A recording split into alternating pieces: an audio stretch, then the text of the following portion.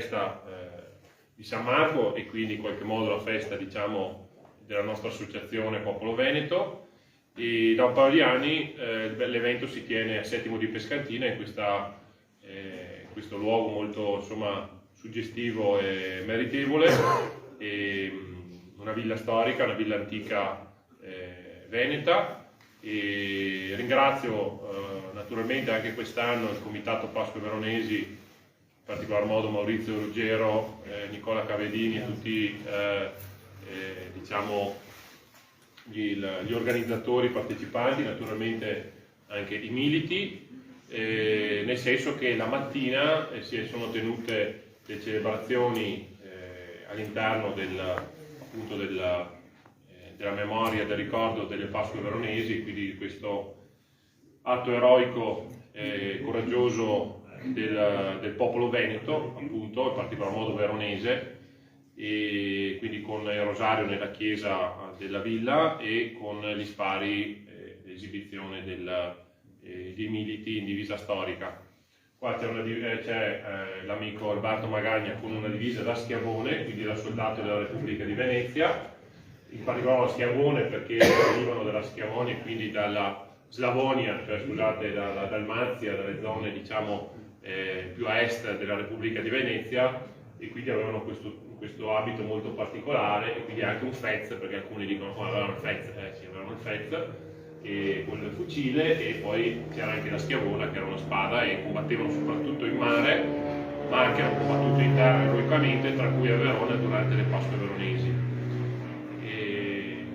Era naturalmente il ricordo delle Pasque Veronesi, era ed è oggi naturalmente il ricordo di San Marco, nostro santo patrono, ed è l'occasione anche di parlare di politica, di attualità, perché la storia, la tradizione significa proprio portare avanti quello che di buono c'è stato nel passato, quello che di buono naturalmente c'è da portare avanti, da recuperare, da restaurare, e quindi una nostalgia di cui non ci vergogniamo assolutamente di essere nostalgici della Repubblica di Venezia, della Repubblica di San Marco, e di quello che è stata l'Europa come civiltà classico-cristiana, e di quello che è naturalmente anche l'Italia, appunto, dei popoli. Non festeggiamo altre cose, insomma, qualcuno se ne farà una ragione, ma insomma questo non penso che sia precisarlo oggi, nel senso che non riteniamo invece che ci sia da festeggiare qualcos'altro che altri hanno imposto nei libri di storia del nostro paese come una pagina gloriosa, cosa che invece purtroppo a nostro giudizio non è, ma festeggiamo questo, e ripeto, lo facciamo con un ciclo di conferenze, la prima che inizieremo proprio adesso, siamo solo un po' in ritardo. Ringrazio per essere venuto a trovarci Fabio Filomeni, per cui chiedo un applauso.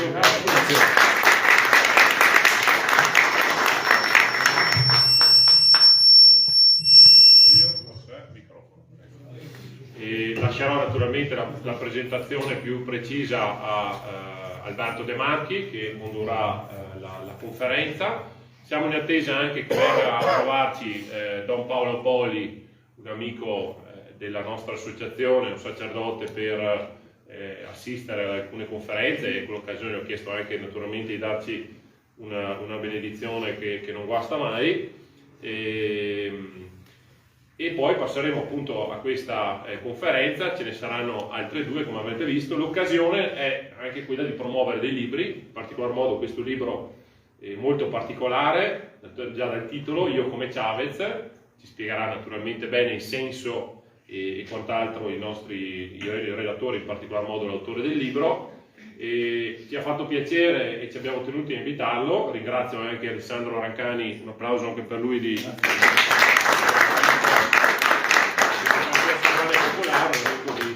Verona, veronese, siamo amici da tanti anni, che ci ha dato questa idea di invitare appunto il tenente colonnello Filomeni per presentare questo libro, perché una delle questioni in cui abbiamo a cuore come nostalgici naturalmente non è solo la libertà del popolo veneto e possibilmente anche l'indipendenza del Veneto, o perlomeno un'autonomia di un certo tipo, diciamo, ma è anche innanzitutto la sovranità del popolo veneto, dei territori veneti, di tutta la penisola italica, delle isole e dell'Europa intera naturalmente.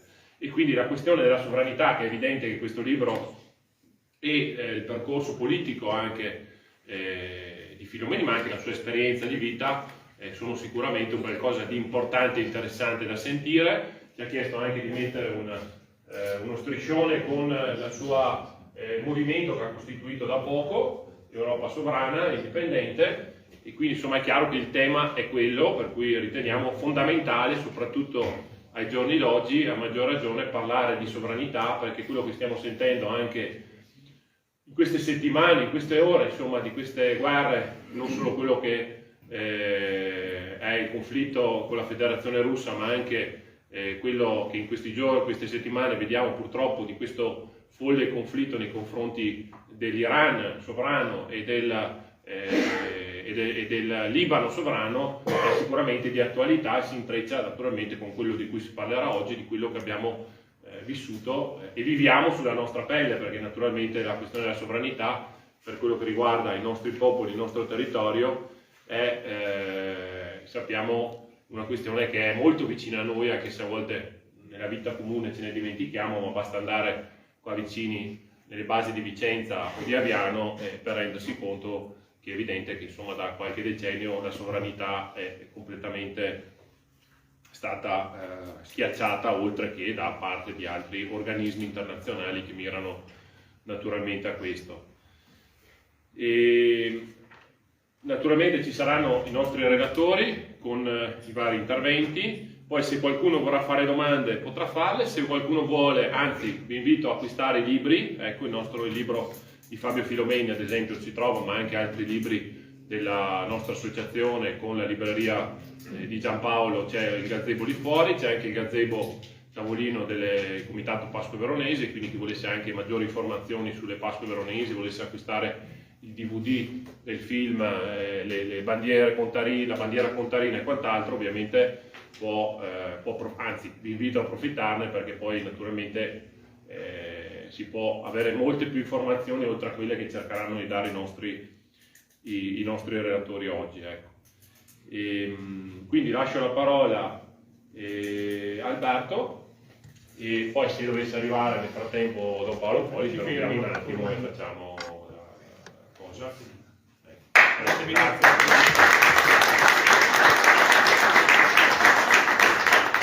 Sì, allora se io potessi vorrei evitare di usare il microfono, se mi sentite mi sento più a mio agio, quindi mi dicono dalle retrovie che si sente, quindi si sente dietro, si sentirà anche davanti. E grazie Vito per l'introduzione, grazie a Fabio Filomeni, ad Alessandro Rancani e a Giselo Bertolasi per aver accettato di essere qui quest'oggi a parlare di un libro. Nella fattispecie sarà una presentazione che però cercherà di andare un po' oltre la mera presentazione, la mera spiegazione di ciò che si trova tra le pagine del libro, che appunto per scoprirlo è d'uopo acquistarlo e poi chiaramente oltre che acquistarlo anche leggerlo, perché è chiaro che solo acquistarlo serve a ben poco, e per avere appunto un'idea intanto del titolo provocatorio. Vito ha fatto una premessa corretta e mi ha anticipato, sarebbe stata mia intenzione farla, perché io come Chavez, un titolo di cui poi il tenente colonnello Filomeni ci darà una spiegazione, è un titolo impattante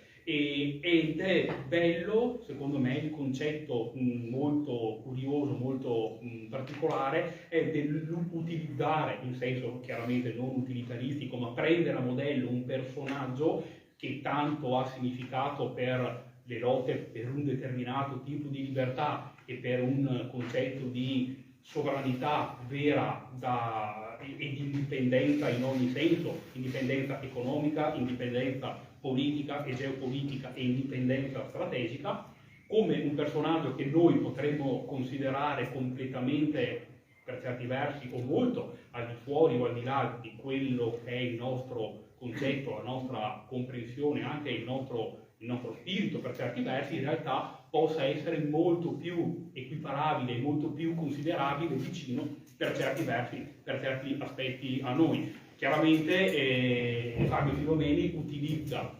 il personaggio di Hugo Chavez per dare delle proprie idee, per formulare dei propri concetti, delle proprie proposte sulla sovranità e sull'indipendenza. Il sottotitolo del testo è Progetto di rivolta ideale per l'indipendenza e la sovranità italiana ed europea. L'idea di sovranità credo che lo si possa definire in ogni maniera che, insomma, nella maniera che ciascuno di noi preferisce, però credo che perlomeno a chi sta dentro qui quest'oggi interessi, stia a cuore. E quindi come appunto prendere a modello Hugo Chavez per proporre, sia tra le pagine del libro, sia anche come presidente di un'associazione che è anche un movimento politico-culturale che è appunto Europa Sovrana e Indipendente, cioè il modello, cioè perché Hugo Chavez può servire per portare e per apportare quel qualcosa in più, quel quid in più di cui, per parlare realmente di sovranità e per trattare di una sovranità che possa interessare un po' a tutti,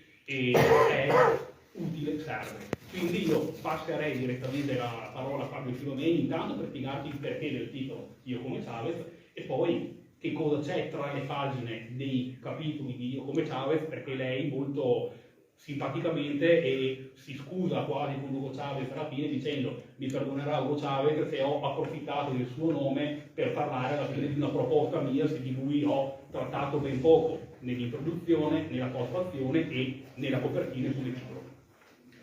Grazie De Marchi, buonasera a tutti, ringrazio Alessandro Rancani, Eliseo, insomma, sono veramente onorato di essere qui al vostro cospetto. Oggi in Italia si festeggia un giorno di libertà, così ci dicono, di libertà ottenuta nel 1945. Poi però se ci soffermiamo a pensare un attimo quale sia questa libertà, qualche dubbio sorge. Allora io dico, ma libertà di essere sudditi degli Stati Uniti? Libertà di essere nemici di un popolo europeo come la Russia? Ecco, allora io credo che invece non abbiamo raggiunto nessuna libertà. Siamo ancora schiavi di un'egemonia politica, culturale. Abbiamo parlato di Chavez. Chavez è stato tanto apprezzato dal suo popolo, non soltanto perché è riuscito in qualche maniera a migliorare le condizioni anche economiche della propria popolazione, ma nazionalizzò i pozzi petroliferi, si mise contro gli Stati Uniti d'America. Era un patriota, dimostrò di essere un patriota. Allora io, in maniera molto irriverente, perché comunque chiaramente non posso mai paragonarmi a quello che è stato un grande capo di Stato, attualmente è ancora molto amato Chavez in Venezuela. Però lo spirito è il solito. Ecco perché l'ho intitolato a Chavez, perché anche io nel mio piccolissimo mondo vorrei un'Europa veramente indipendente, sovrana, indipendente, autonoma dagli Stati Uniti e in pace con la Russia, perché la Russia è parte dell'Europa. E ce l'hanno divisa con gli Yalta e da quel momento in poi hanno continuato e ci hanno importato, io dico, non so, non è molto corretto dire ci hanno importato una guerra, perché in realtà poi la guerra l'abbiamo portata noi. Ma questa guerra è stata voluta perché era un disegno già ben specificato da Brzezinski nella grande scacchiera per dividere sempre e mantenere divisa l'Europa occidentale dall'Europa orientale, che è il popolo russo, verso il quale noi dovremmo essere amici, ma non solo così in maniera esteriore o solo, diciamo, retorica, se vogliamo. Qui non stiamo parlando di retorica, qui stiamo parlando di un popolo che ha delle tradizioni, delle radici comuni. Non sono qui a fare lezioni di storia a nessuno, tutti voi sapete quanto è importante la Russia per l'Europa, e quanto l'Europa anche è stata importante per la Russia. Quindi ecco perché ho intitolato a Chavez, perché la regia di tutto questo ha un nome e cognome: Stati Uniti d'America. Mettiamo anche il soprannome d'America, perché in realtà non sono d'America, sono globali. È questo mondialismo, è questa globalizzazione culturale,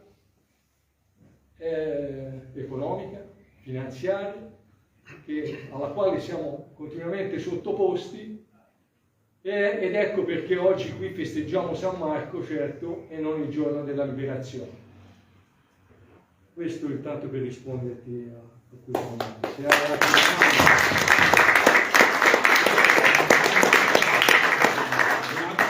Una cosa, facendo riferimento appunto al grande spirito patriottico di Hugo Chavez, tra i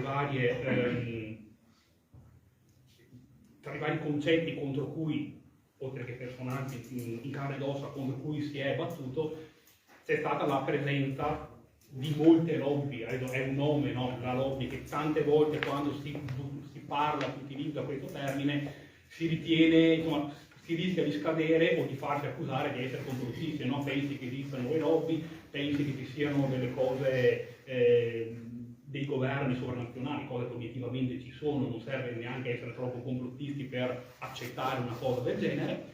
E una cosa che a me ha sorpreso molto, sia nel leggere il suo libro, sia nel leggere uno dei testi che lei ha citato, che è appunto Caudillo Esercito Popolo, di questo Norberto Ceresole, non so come si pronunci, e la pervasività e la presenza di una lobby particolare contro cui appunto Hugo Chavez, una delle tante da cui si è battuta, che è la lobby sionista, cioè gli interessi del sionismo anche in Venezuela, che uno potrebbe pensare che gli interessi nella nostra vecchia Europa è un conto, però perché anche geograficamente la vicinanza, però saperlo che anche in Venezuela Hugo Chavez si è dovuto battere, si è dovuto misurare contro una presenza minoritaria per ovvie ragioni, insomma, dal punto di vista numerico, ma così forte, così potente, tanto da essere stato accusato addirittura di essere un novello Hitler quasi, perché diceva delle cose che io personalmente condivido molto. E quindi, cioè, la situazione lobby, ok, io glielo chiedo sia in quanto autore di Io come Chavez, sia in quanto esponente, presidente di Europa Sovrana Indipendente, quanto è pervasiva la presenza da noi? Lo vediamo costantemente tutti i giorni. Siccome tu appunto mi hai gratificato di leggere il libro, saprai che c'è un paragrafo intero dedicato proprio anche alla lobby sionista. Quindi ovviamente è stato un paragrafo rivisto e corretto da amici avvocati penalisti, perché per evitarmi, insomma, veramente grane grosse. Comunque io sarei andato con la mano molto più pesante, ho dovuto in qualche modo un po' alleggerire. Però è un dato di fatto. Pensiamo, basta vedere tutto quello che sta succedendo. Adesso, proprio roba di 3-4 giorni fa, il Consiglio europeo ha varato il 20° pacchetto di sanzioni contro la Russia, perché ha violato il diritto internazionale, ha invaso un altro paese, e nei confronti di Israele, che ha trasformato quella che era la striscia di Gaza in una striscia di sangue, ha compiuto un genocidio, ha attaccato l'Iran con i suoi amici americani, ha, diciamo, imperversato in Cisgiordania, ha invaso il Libano, ha ucciso anche i caschi blu, perché almeno non lo toglie dalla testa nessuno, ci dicono che siano stati via Hezbollah, ma per me ha ucciso anche i caschi blu, nemmeno uno straccio di sanzioni. Allora, se non è lobby questa, perché in Europa non facciamo niente nei confronti di questi israeliani? Perché non facciamo nulla? Perché siamo sotto scacco, perché siamo sotto il loro potere, il loro dominio. E lo siamo anche perché, forse magari non tutti lo sanno, ma gran parte delle informazioni riservate dei governi europei girano dentro i server di Tel Aviv.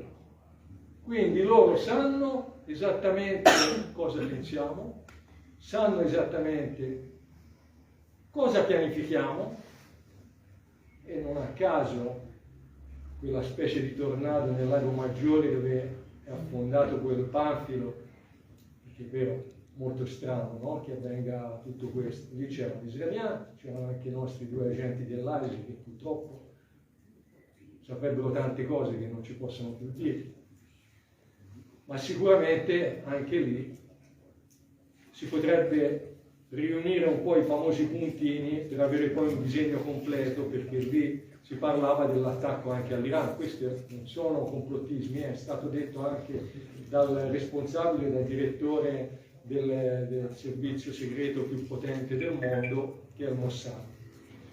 Quindi noi siamo sotto Israele, io lo chiamo Israele, Stati Uniti e Israele, che capire veramente chi domina, credo che forse insomma credo sarete anche propensi anche voi a pensare che sia più Israele che non gli Stati Uniti, che trascinano Trump, anche per probabilmente perché sappiamo che ci sono anche file Epstein, i famosi file Epstein e quant'altro, però queste sono le problematiche.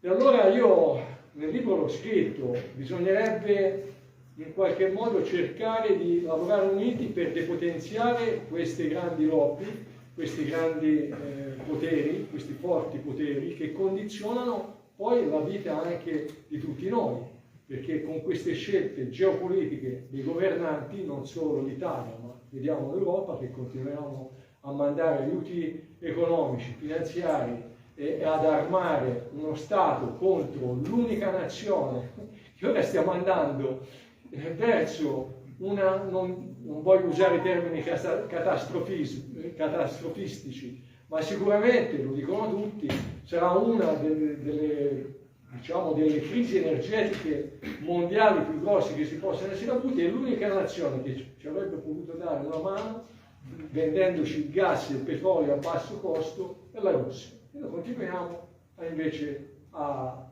farci la guerra.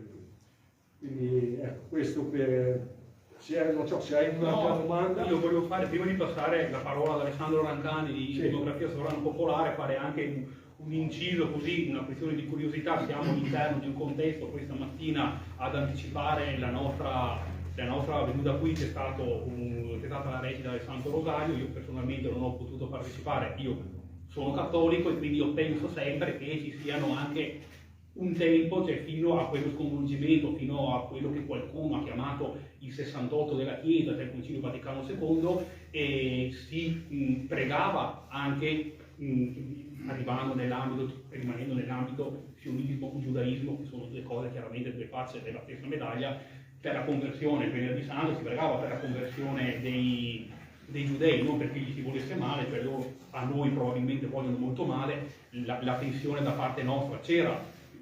Però ecco, è questo fatto che si debba sempre essere, non li si possa toccare, sono intangibili, sono effettivamente una lobby, perché sappiamo anche, appena si parla in maniera non gradita di loro, qual è l'accusa che viene girata a chiunque si permetta.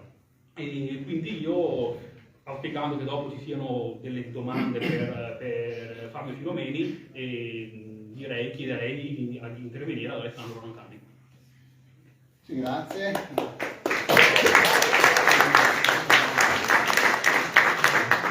Buon pomeriggio a tutti, buon San Marco, buon onomastico ai Marco eventualmente in sala. Grazie Vito, grazie al caro amico Vito di lunga data per questo ennesimo invito, visto che anche l'anno scorso era presente all'iniziativa equivalente di quest'anno.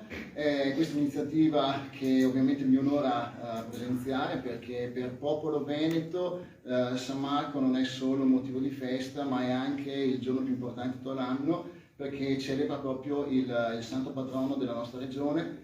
Uno dei motivi principali, oltre al fatto che siamo qui ovviamente per una certa condivisione ideale, e vale la pena appunto festeggiare questo nostro patrono. Ti ringrazio ancora Vito per questa iniziativa e soprattutto anche per aver accolto favorevolmente il mio suggerimento di invitare il tenente colonnello Fabio Filomeni, che io ho conosciuto 2 anni fa in occasione del MAC Mondo al Contrario, per chi si ricorda, e già all'epoca avevo visto buona sovrapposizione ideale tra me, l'ex riservista para-impulsore della Col Moschini di Livorno, che poi io, diciamo così, apro un po' una parentesi, vorrei che dal pubblico venisse questa domanda, perché altrimenti la pongo io, se qualcuno di voi, visto il tema trattato, volesse magari, non so, suggerire questo tipo di domanda. Cos'è che ha spinto un soldato della NATO a prendere queste posizioni contro appunto la NATO, contro gli americani, che sono ovviamente i gestori di questa potenza geopolitica e militare, perché io, avendo vissuto nelle sue esperienze, specie le missioni all'estero, in prima persona certi fatti, probabilmente pochi del suo livello possono testimoniare quello che lui con i suoi occhi ha visto e che ha percepito e che gli ha fatto maturare queste visioni, che ha prima scritto nel libro Morire per la NATO, che si può dire sia una sorta di traslitterazione un po' del mio pensiero, della mia scala valoriale, e poi appunto nel libro che oggi va a presentare. Io mi limito per il momento ai saluti, perché sempre ringraziando Vito, oggi pomeriggio poi avrà un intervento sulla civiltà e l'identità, strettamente connesse anche al sovranismo, per cui mi limito a questo. Di nuovo buona giornata a tutti, grazie. Grazie.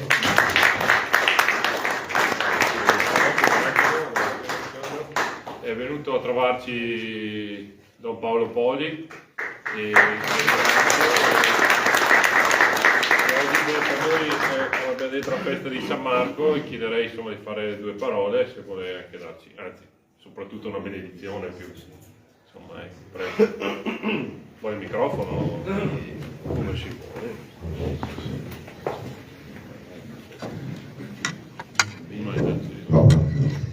Bene, un caro saluto a tutti, all'amico Vito anzitutto, agli illustri relatori che adesso stanno parlando e che poi seguiranno. Ho anche il piacere di conoscere di persona il professor Daniele Trabucco e poi tanti di voi che adesso riconosco come volti noti. Allora ringrazio Vito davvero per l'invito che ho accettato molto volentieri. Mi fa piacere portare anche una parola di saluto e anche la benedizione del Signore.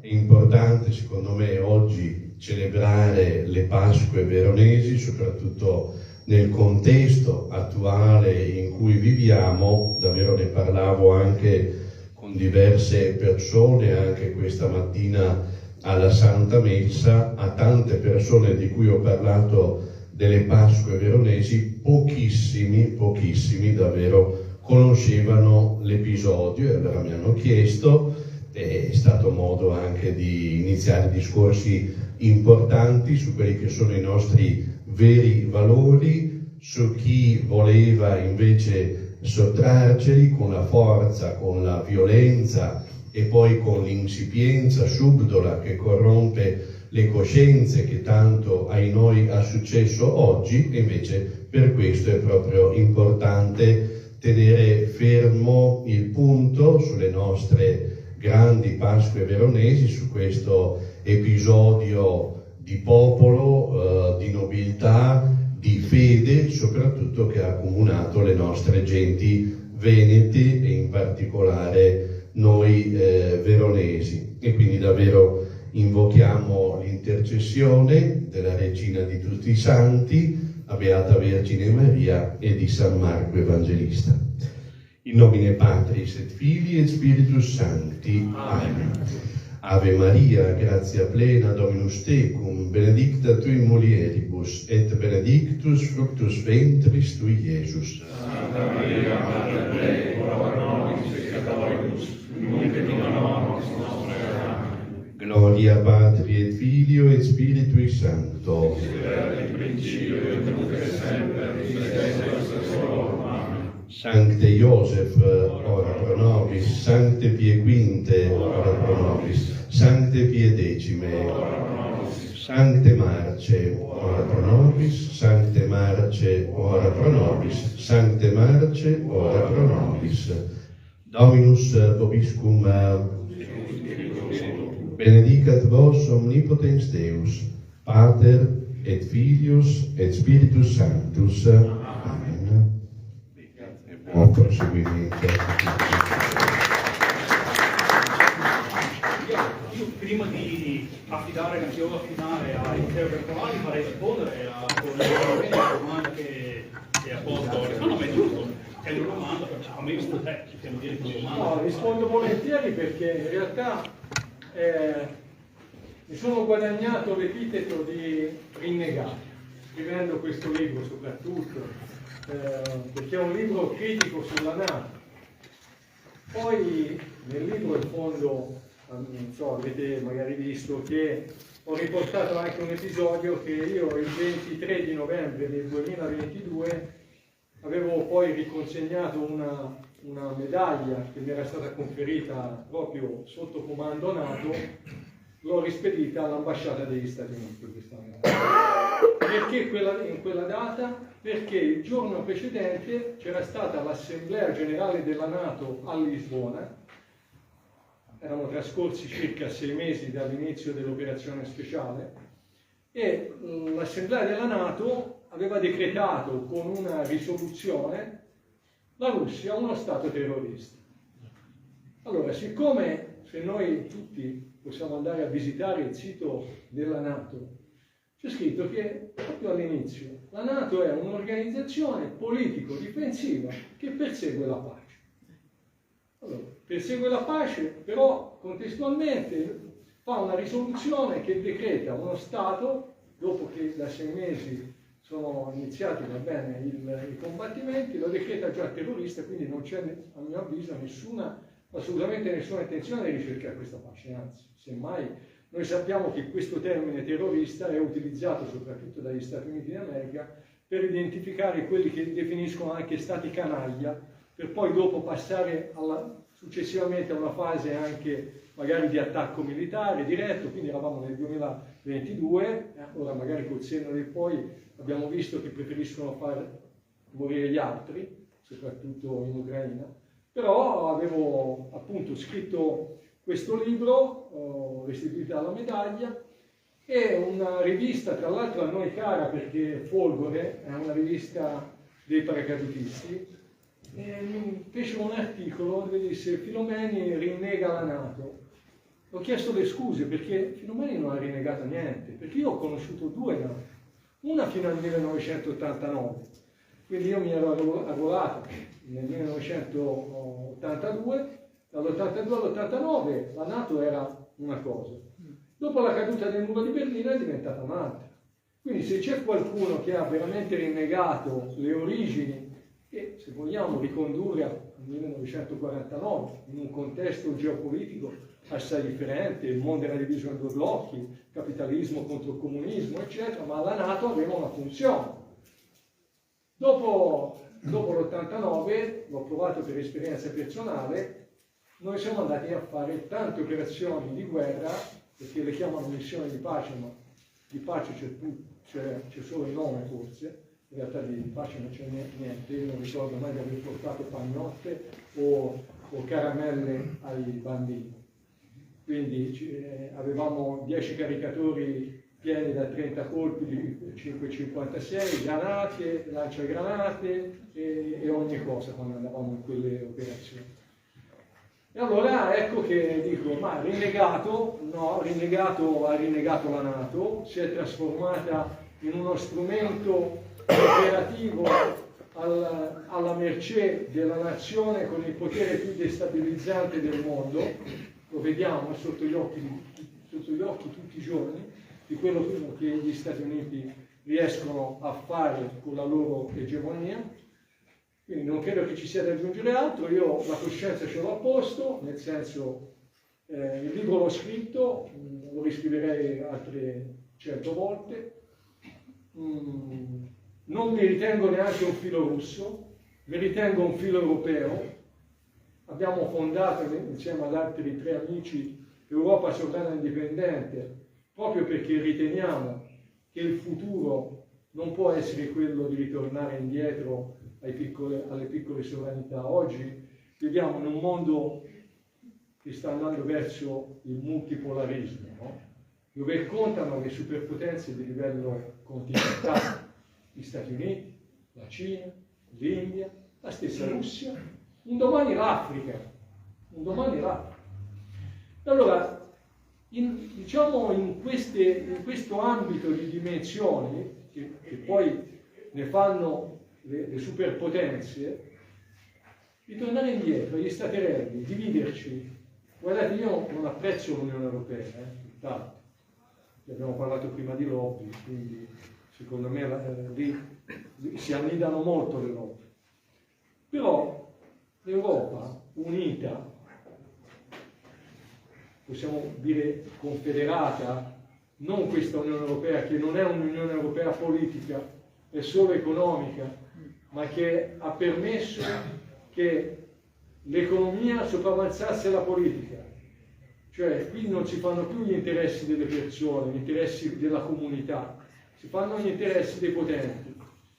E allora io immaginerei un'altra Europa, ma non certo un'Europa disgregata come vorrebbero con i piccoli nazionalismi che adesso li chiamano sovranismi, però nazionalismi quasi ottocenteschi. Quindi ritornare indietro. Abbiamo avuto 2 guerre civili europee che si sono trasformate in 2 guerre mondiali nell'arco di un ventennio. Sinceramente andare in quella direzione, perché anche ci sono vari movimenti sovranisti, io con loro mi ci confronto. E che oggi sembra, e chiudo perché non vorrei poi dilungarmi troppo, ma sembra quasi oggi sparare sull'Europa. Attenzione, l'obiettivo è l'Unione Europea, però si spara contro l'Europa in generale. È diventato un po' uno sport nazionale. Ma dopo che cosa c'è? Che cosa propongono i movimenti sovranismi?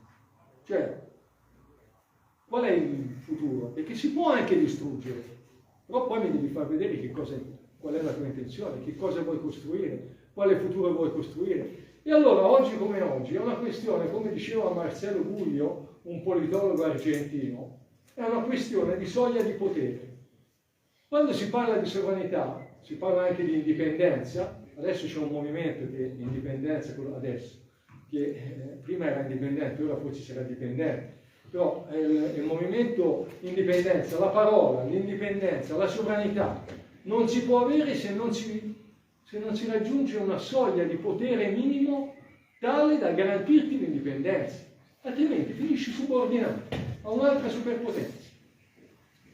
Questo è proprio un ragionamento di equilibrio di potere, perché tutti tendono a cercare di egemonizzare i più deboli. E allora ecco che in questo contesto bisognerebbe, secondo noi, di Europa sovrana indipendente, rimmaginare un altro tipo di sovranismo, un sovranismo che però si eleva ovviamente nel rispetto di tutte le identità nazionali, delle identità locali, non è che vanno annullate le nazioni. Però bisogna ragionare politicamente in maniera unitaria, avere non la NATO, ma un esercito europeo un domani, che non può essere oggi perché chi è che lo guiderebbe? La von der Leyen? Quindi, sicuramente adesso non sarebbe auspicabile una cosa del genere. Quello che immaginiamo noi e che proponiamo noi è un'Europa diversa, un'Europa che faccia gli interessi delle popolazioni, dei popoli, nel rispetto delle singole identità, però che abbia una visione unitaria, che sia una visione non solo unitaria ma di un destino comune, perché noi europei il sangue l'abbiamo versato in comune, a tempi alterni e in zone dell'Europa diverse, ma lo abbiamo fatto a partire dal 480 a.C., dalla battaglia di Salamina, poi in Sicilia quando abbiamo mandato via i cartaginesi, a Imera. Quindi in comune c'è molto di più di quello che qualcuno vorrebbe farci credere con i popoli europei.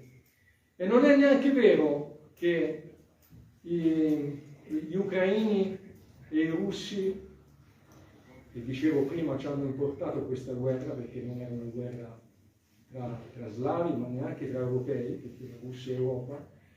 Non è vero che ormai c'è una spaccatura, cioè noi abbiamo visto quanto sì, è facilissimo fare una guerra, ma è altrettanto facile ritornare in pace con i popoli, se c'è la volontà politica di farlo, se c'è la volontà sociale di farlo.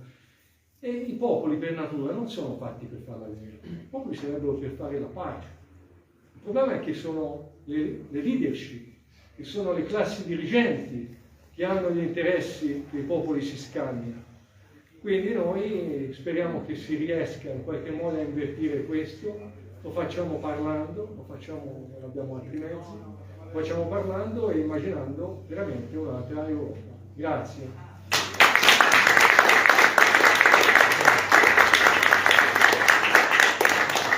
Auspicando che ci sia qualche domanda per il colonnello Filomeni, che però non so se proprio tempisticamente ci stiamo dentro con i tempi, intanto affiderei la seconda finale di Leo Bertolazzi, che sono particolarmente coinvolto, oltre che da un punto di vista ideale, di personale amicizia con Fabio Filomeni, anche per essere stato, anche di essere, perché mi dicono che non si smetta mai di essere un paracadutista. Quindi Eliseo Bertolazzi. No, è anche più anziano di me, come imparato.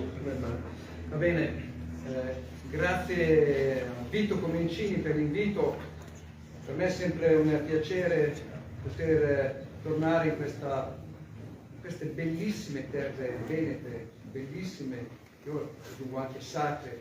Per questo proposito ringrazio gli amici Ruggero e Palmarino, fratelli, che quando ci conoscemmo una decina d'anni fa iniziarono a raccontarmi la storia di questa bellissima terra. Mi affascinò subito. E per questo è con tanto piacere oggi io mi trovo qua. Sono anche molto contento di sedermi di fianco a te, caro Fabio. Abbiamo condiviso, io solo per un anno, molto di più ovviamente, questo servizio di cui io vado con molto orgoglio a raccontare questo servizio, la gloriosa Brigata Pargautisti Folgore. Senza questo servizio non sarei stato quello che sono stato, anche se ho fatto un solo anno, prima. Bene, il mio intervento è relativo al concetto di autodeterminazione dei popoli. E io ne parlo non come un esperto di diritto internazionale, non lo sono, quindi non voglio usurpare le competenze di altri esperti, ma ne parlo come antropologo, semplicemente come persona che è molto attenta alla questione identitaria dei popoli. Ebbene, io sono convinto che ogni popolo abbia il diritto di decidere come vivere e con chi condividere il proprio destino. Questo secondo me è un punto fondamentale. Ed è proprio su questo approccio che io inquadro quello che c'è stato in Ucraina dal 2014 fino ad ora. Noi sappiamo benissimo che dopo la rivolta cosiddetto il colpo di Stato, io lo chiamo di Maidan, anche se diranno esatto, tu parli di colpo di Stato perché tu porti una versione pro-Cremlino, io porto la mia testimonianza, non è questione di essere pro-Cremlino. Quindi sappiamo benissimo che nel 2014 ci fu questo colpo di Stato e che scatenò tutta una serie di elementi con una certa anche accelerazione. Dopo questo colpo di Stato, il nuovo governo ucraino dispose immediatamente tutta una serie di elementi legislativi per limitare, in effetti, l'identità di certi popoli, quelli che abitano all'estero dell'Ucraina. Limitarne l'uso della lingua russa, limitare l'uso delle loro tradizioni, limitare la possibilità anche di glorificare certi eroi rispetto ad altri, perché anche queste storie, anche queste tradizioni. Parlo dell'Armata Rossa da una parte, parlo di Bandera dall'altra. Quale fu la reazione? Io mi stupisco come gli ideologi di questo colpo di Stato, ideologi occidentali, anche ucraini, potessero immaginare una svolta storica di questa portata senza prevedere le legittime reazioni di alcune parti di questa popolazione. E parlo ovviamente della popolazione russofona o semplicemente russa, che viveva e vive tuttora nelle regioni orientali dell'Ucraina. Quindi noi sappiamo che nel 16 marzo del 2014 ci fu questo referendum in Crimea. L'amico Stefano Valdegandri conosce bene questa questione, abbiamo parlato poco tempo fa a Roma, dove si parla di percentuali del quasi del 100% della popolazione votò a favore della riunificazione con il territorio storico che loro appartenevano. Parliamo poi di un referendum dove venne dichiarata in maniera autonoma la propria indipendenza dall'Ucraina delle due repubbliche che vennero subito chiamate separatiste dell'Ucraina orientale. E parlo della Repubblica Popolare di Donetsk, 11 maggio. San Marino, quante volte siamo stati invitati alla festa dell'indipendenza di questa Repubblica, 11 maggio del 2014, e della Repubblica Popolare di Lugansk, il 12 maggio. Ecco, questo fu quindi la scansione storica che portò questi popoli alla loro autodeterminazione. Il concetto dell'autodeterminazione, perché a un certo punto si arriva a questa scelta? Io vi voglio introdurre il concetto di etnocidio, che non è genocidio, l'etnocidio. Cos'è un etnocidio? L'etnocidio è quando si priva un gruppo etnico, della propria individualità, della propria fede, della propria lingua, della propria cultura, delle proprie tradizioni. Se questo processo è di lungo corso, si arriva ad una assimilazione, dove un popolo perde la propria storia, la propria identità. Se questo processo è veloce, spesso si arriva da etnocidio a genocidio, semplicemente le persone vengono eliminate. Queste popolazioni hanno deciso di evitare questo processo, hanno deciso di continuare a professare la loro fede, cristiani ortodossi sotto il patriarcato di Mosca, di continuare a parlare la loro lingua, la lingua russa. Non dimentichiamo che uno dei primi provvedimenti della giunta golpista di Kiev fu quello proprio di abolire la legge sull'uso del russo come lingua regionale.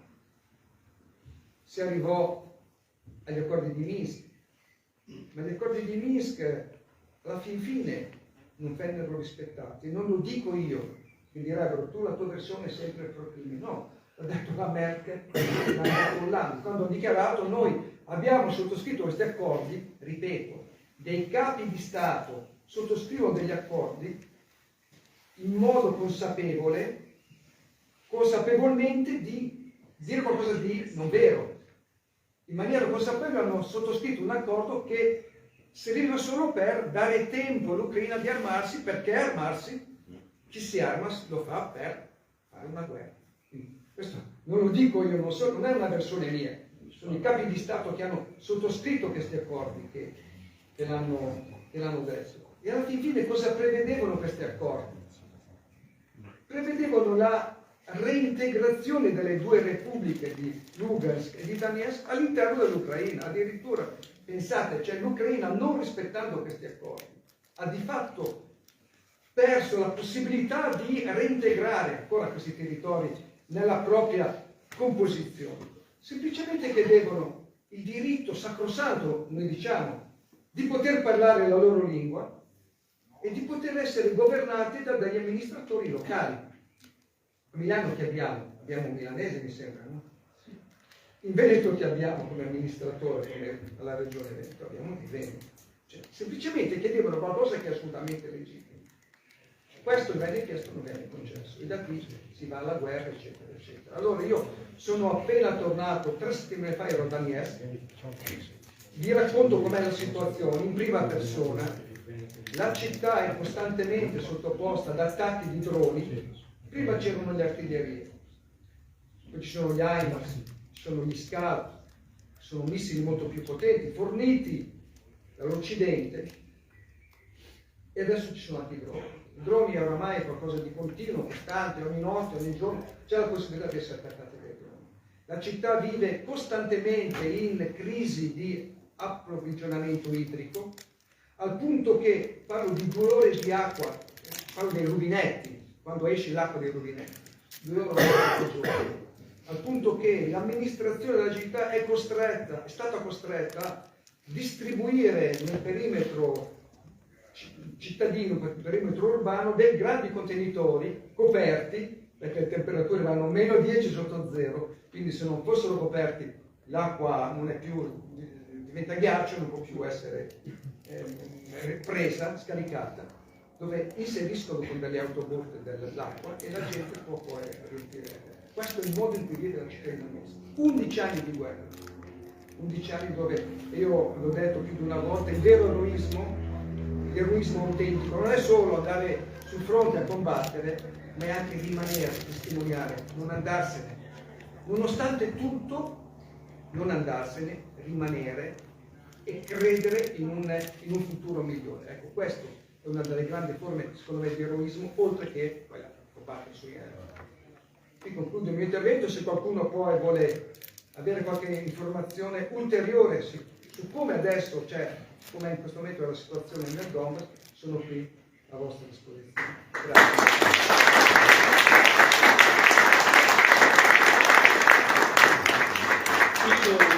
Un attimo la parola ad Alessandro Rancani che ha un saluto da fare. Sì, ci tengo particolarmente perché ci hanno raggiunto adesso il coordinatore di SP regionale Ennio Cunial da Treviso, insieme al senatore Antonio Serena, con me è una grandissima emozione, perché insomma è stato un esempio nella vita e soprattutto dentro e fuori Palazzo Madama per quello che vuol dire una continuità ideale, ergersi diciamo ad emblema di una visione della vita che nobilita la parola politica come pochi hanno fatto, per cui grazie Tony per la presenza, veramente. E, ecco, venite tutti da Treviso, siamo in fondo alla Valpolicella, è anche un'unione enologica tra appunto 2 province che sono emblematiche nel Veneto per questo motivo, per cui grazie ancora per la vostra presenza.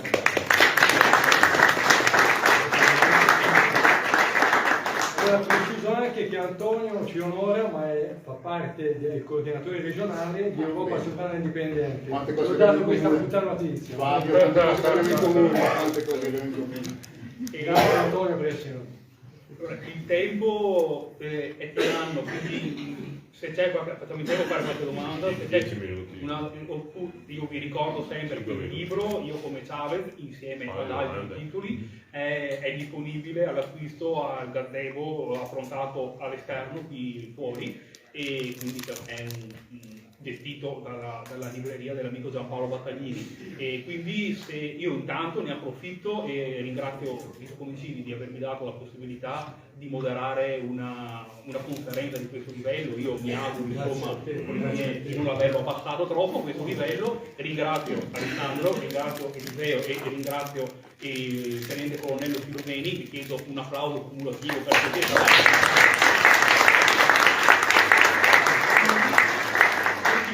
delle domande. Prima di lasciare spazio alla conferenza seguente, credo che il colonnello Filomeni o anche di Roberto Lari sarebbero felicissimi di rispondere. Quindi la parola al pubblico.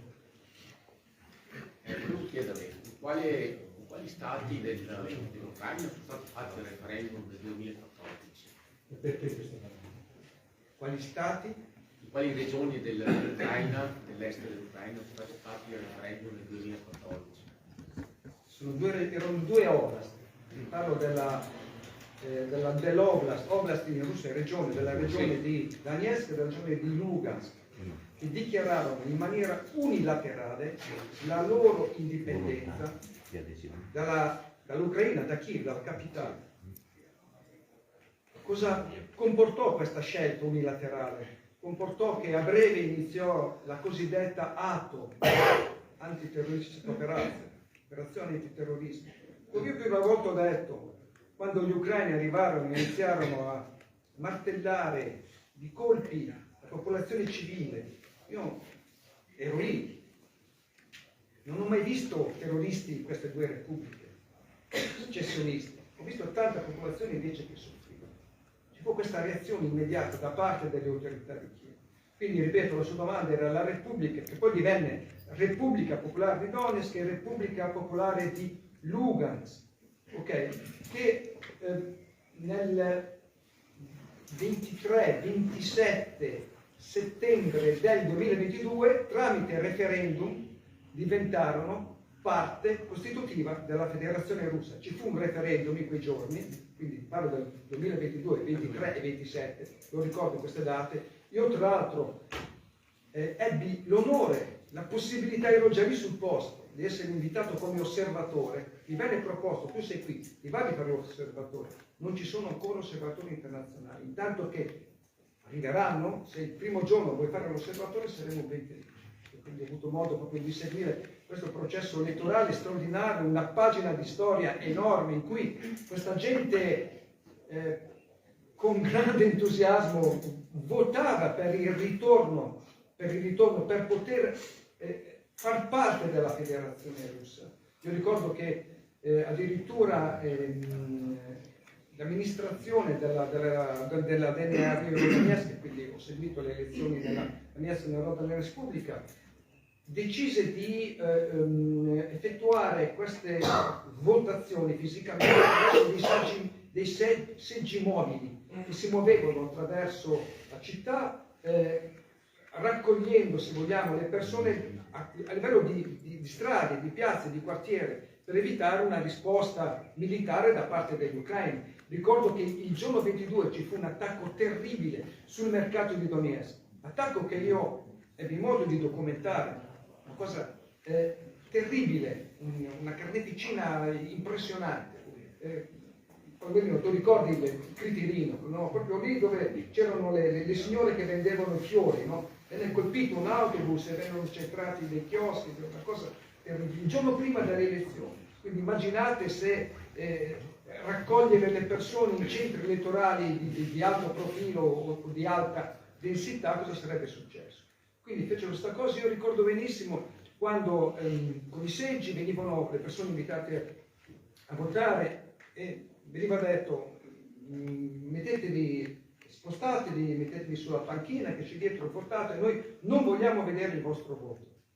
Io vi confermo che più di una persone anziane, quando si sentivano dire votate in maniera segreta, perché voi dovete votare in maniera segreta, si giravano dicendo ma come in maniera segreta? Noi votiamo con le lacrime agli occhi della felicità e finalmente possiamo votare per tornare, per poter essere parte di questo paese dove noi siamo russi, abbiamo bisogno di tornare con la Russia, noi votiamo con grande gioia ritorno a questo paese. Ecco. Quindi le due, adesso io poi ho divagato su questa esperienza come osservatore elettorale durante il referendum di adesione alla Federazione Russa. Comunque, ripeto, Repubblica Popolare di Donetsk, Repubblica Popolare di Lugansk. Grazie.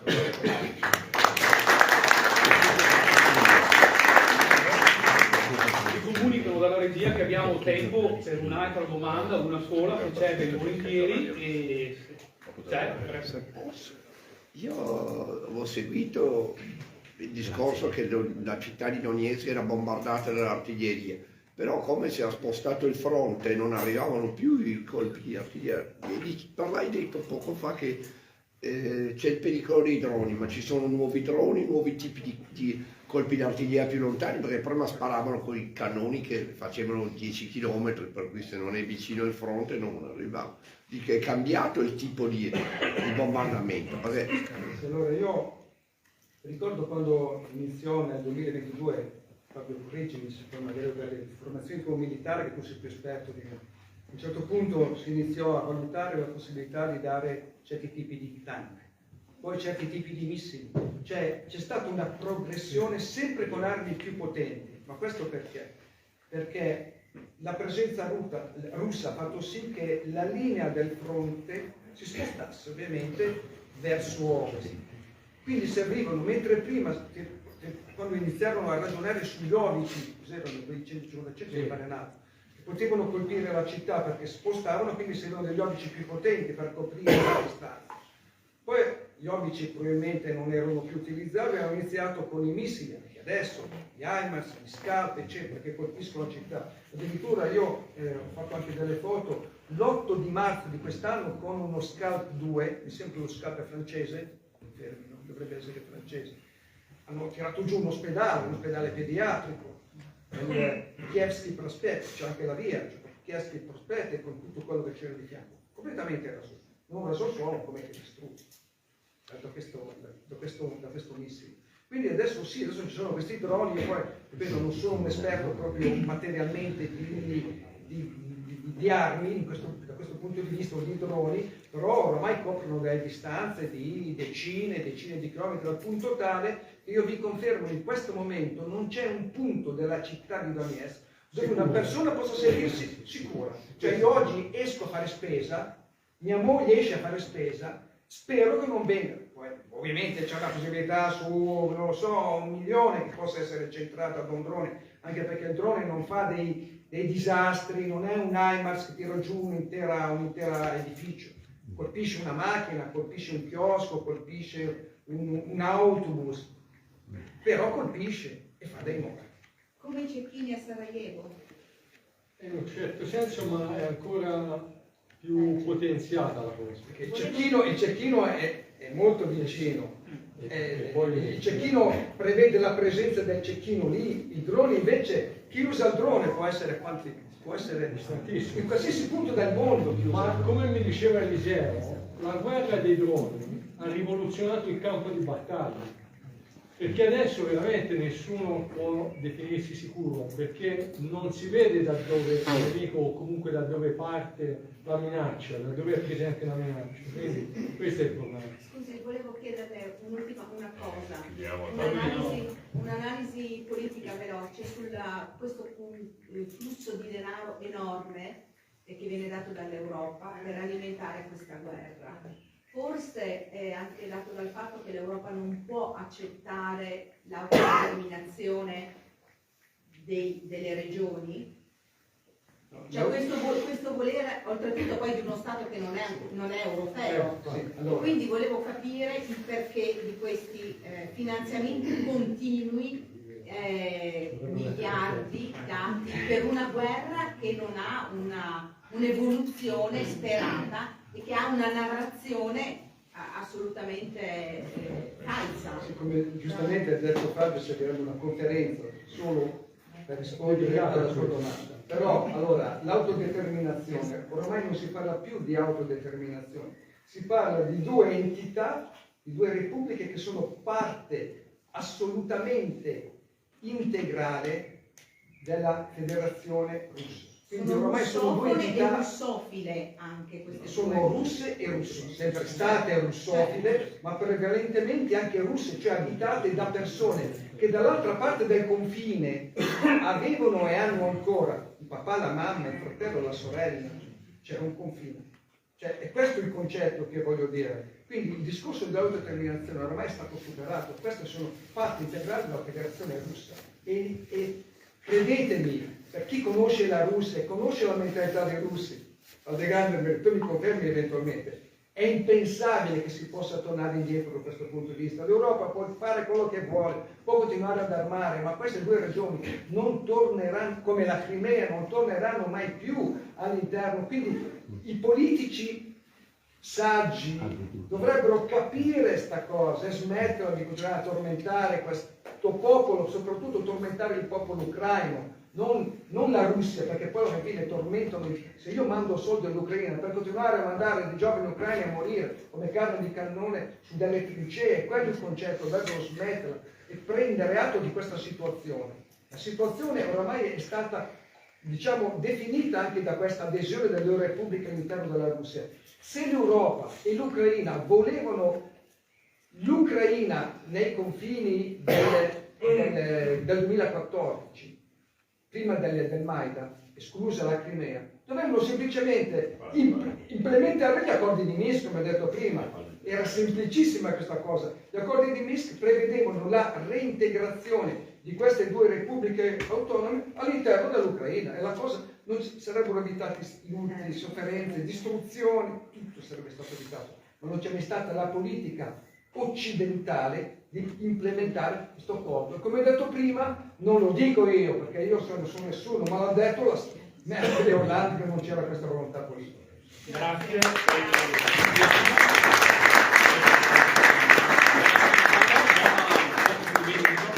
Benvenuto ai conferenzieri che ci seguiranno. 5 minuti di pausa e dopo iniziamo con la seconda conferenza. Diritto internazionale e la sovranità. Ho invito i relatori a venire qua, Daniele, Trabucco, Stefano Valdegamberi.